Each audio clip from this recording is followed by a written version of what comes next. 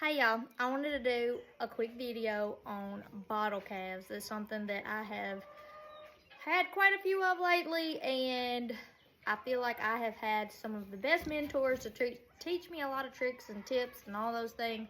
And some of the things also I've just found out on my own by experience and heartbreak and everything. So obviously, most important thing would be colostrum, getting that in that baby ASAP.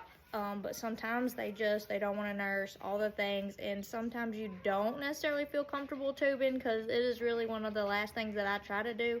I want them to nurse themselves. But I am going to tag a lady in this video that, in my opinion, has a wonderful colostrum product. She has lots of other products, so I'm going to tag her in there because she can go into more detail than I can on all the goodness of all those things and details, and she can answer those questions on that. But I wanted to share kind of how a few things that have worked for me as far as to get them to nurse when they act like they don't want to nurse. I always want them to stand up if they can, but sometimes, you know, they can't stand up when you get them, because most of the time you get bottle calves for what reason? Obviously something's going on. The mama won't take them, they're sick, they had a terrible delivery, you know, whatever it may be. So this baby, she's figured it all out, but I was going to show you kind of some things that I do. Typically I would put the bottle in her mouth and then straddle her, but she is so tall that I can't really straddle her. So, but when you straddle, so I would put the bottle in the mouth and then straddle, and then you want to lean over the top. I don't know if y'all can see this very good. So lean over like mom would and cover her eyes, everything. Because, you know, when they're nursing, they're under there. And a lot of times if you'll do that, I guess they feel like mom, and they will go ahead and suck. Also, a lot of times I have someone help me, and while you're, you know, covering her eyes, trying to get her in the zone, someone to just rub on her, love on her, tail back in, and it's like stimulates like mom would, like mom's licking her. So you can even use a rag, like a warm rag, that also helps.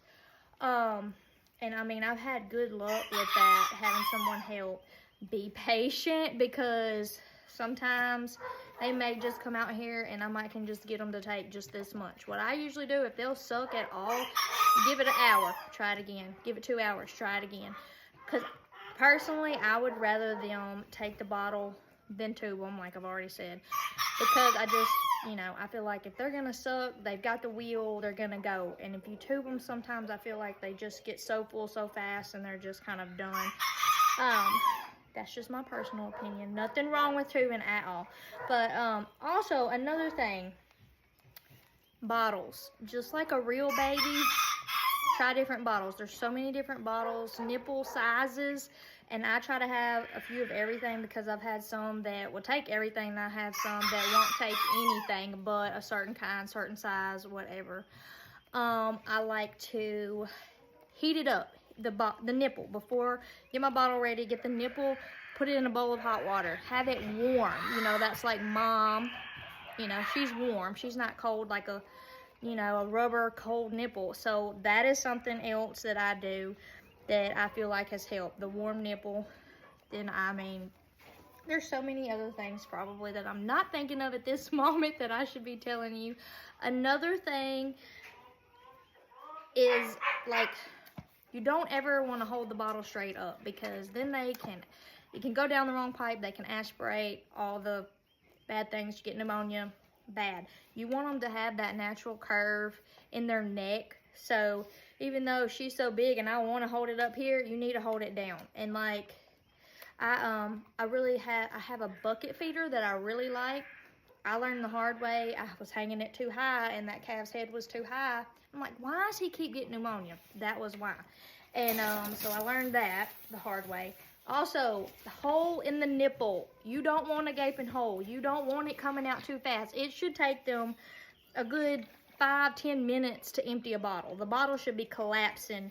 They should have that suction on it. It shouldn't be coming down so fast. Same thing can happen. Aspirate, pneumonia. All bad. those are just a few of the tips that have really helped me. Unfortunately, I've raised quite a few. I certainly actually do enjoy it, but you know, I'd rather them be with mom.